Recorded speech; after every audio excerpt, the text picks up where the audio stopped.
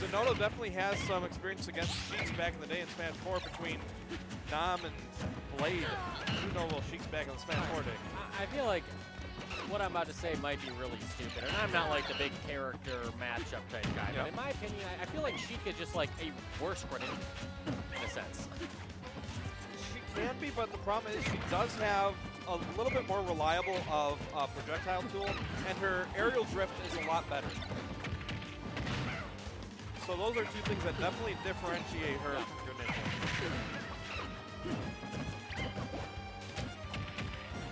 Gets the grab and tries to follow up, but Zinoto all too ready for a good SDI and almost converts there on the reversal. Explosion actually going to catch Zinoto. Actually gets the C-drop, but that throw just going to chuck Quark right off the stage. Here we go, able to get underneath, get a little bit of damage going. Quark's been doing a fairly good job once he's gotten Zinoto to the edge of the stage here, just keeping him there.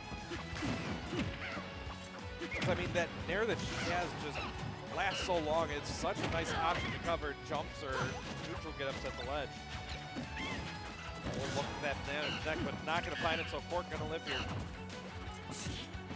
Zinoto doing a good job once he's gotten back into neutral, just controlling the pacing here and not letting Quark find any easy openings, because that is one of the areas where she does struggle.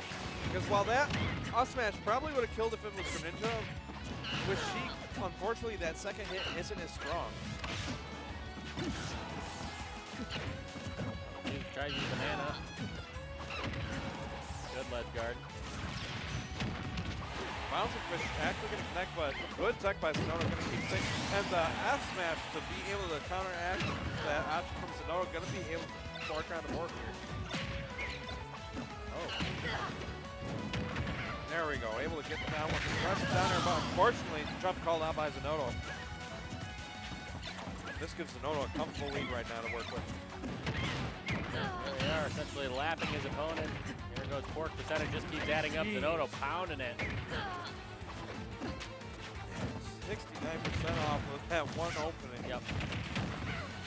Good amount of resets in that combo, but I mean, they were all good resets. Oh, not the Oh my God. Yeah, you not can't able to get the tech either.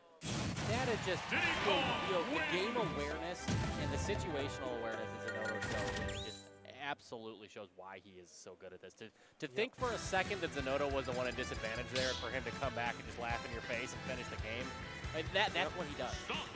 And a lot of that just comes from being comfortable with your options and what your character can do, because he knows with Diddy, even if he gets knocked off, he's got a really good long recovery that he can use to get back to the stage. But against a character like Game & Watch, it'll be interesting to see how he's able to contend with the out-of-shield options here. Or getting the comfort blanket out, going back to Game & Watch. I think this is going to go better for him. Oh, and also I did confirm that, yes, Quark does have a Zinoto win. It was back in 2. But okay.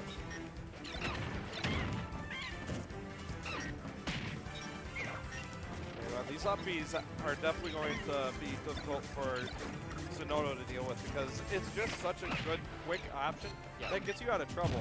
Well, you know, that last game we saw, he had that combo that put 69% on Sheik. That doesn't happen against Game & Watch. Game & Watch has that escape button. Absolutely. Okay. It actually reached Oh my God, I couldn't believe it. Zinoto can't believe it. Look at him shaking his head. I mean, I'd be shaking my head too if that hit. And it did. What kind of silly hitbox does that thing have? Game & Watch. You make a good point. You got a lot of good points. This is Game & Watch's day. He doesn't have good frame or good artist work on his moves. They just go wherever they want to. Oh, just reflecting that peanut back. I mean, while that bucket might not be able to absorb anything from Zinoto, it can definitely reflect projectiles at the bare minimum. Okay, this taking his time. Oh, there we go. Gonna be able to poke underneath, but what he was doing with that key there. Just he's gonna that's one thing that he does more than a lot of Game Watches, and I think one of his stress moves is he pulls that key out a lot. I don't know if he necessarily should.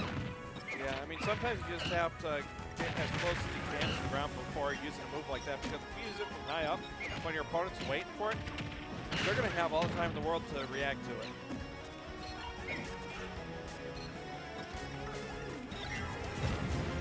go. Use the Makes fair his to way to make the bomb, holding the banana, but Yep. Zinoto shields through it, but he's still able to put some damage on him, following up at the top platform, but nothing going to convert from there. Barely missing with the hammers that time.